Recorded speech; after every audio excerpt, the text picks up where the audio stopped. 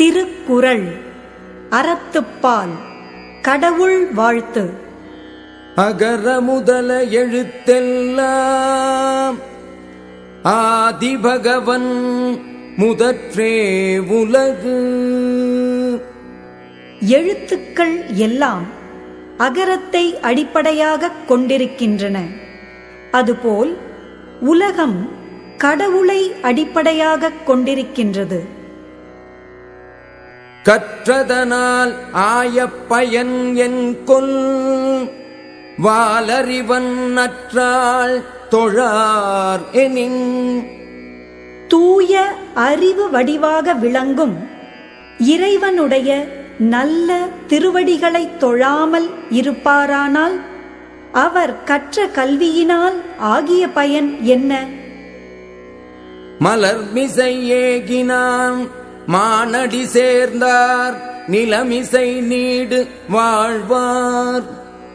அன்பரின் அகமாகிய மலரில் வீற்றிருக்கும் கடவுளின் சிறந்த திருவடிகளை இடைவிடாமல் நினைக்கின்றவர் இன்ப உலகில் நிலைத்து வாழ்வார். வேண்டுதல் வேண்டாமை இலான் அடி சேர்ந்தார்க்கு யாண்டும் இடும்பை இல. விருப்பு வெறுப்பு இல்லாத கடவுளின் திருவடிகளை பொருந்தி நினைக்கின்றவர்க்கு எப்போதும் எவ்விடத்திலும் துன்பம் இல்லை. இருள் சேர் இருவினையும் சேரா இறைவன் பொருள் சேர் புகழ் புரிந்தார் மாட்டு. கடவுளின் உண்மை புகழை விரும்பி அன்பு செலுத்துகின்றவரிடம் அறியாமையால் விளையும் இருவகை வினையும் சேர்வதில்லை. பொறிவாயில் 5 அவித்தான் பொய்தீர் ஒழுக்க நெறி நின்றார் நீடு வாழ்வார். ஐம்பொறி வாயிலாகப் பிறக்கும் வேட்கைகளை அவித்த இறைவனுடைய பொய்யற்ற ஒழுக்க நெறியில் நின்றவர் நிலை பெற்ற நல்வாழ்க்கை வாழ்வர். தனக்கு உவமை இல்லாதான் தாள் சேர்ந்தார்க்கு அல்லால் மனக்கவலை மாற்றல் அரிது.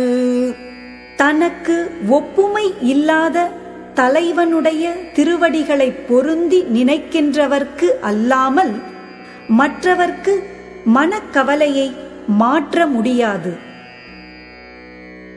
அறவாழி அந்தணன் தாள் சேர்ந்தார்க்கு அல்லால் பிறவாழி நீந்தல் அரிது.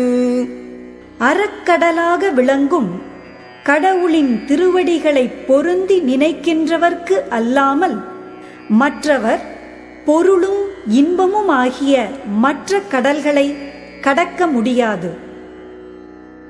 கோளில் பொறியில் குணமிலவே என் குணத்தான் தாளை வணங்காத்தலை.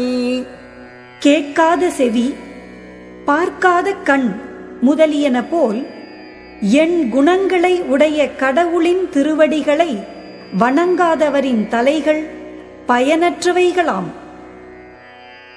பிறவிப் பெருங்கடல் நீந்துவர் நீந்தார் இறைவன் அடி சேராதார். இறைவனுடைய திருவடிகளை பொருந்தி நினைக்கின்றவர் பிறவியாகிய பெரிய கடலை கடக்க முடியும், மற்றவர் கடக்க முடியாது.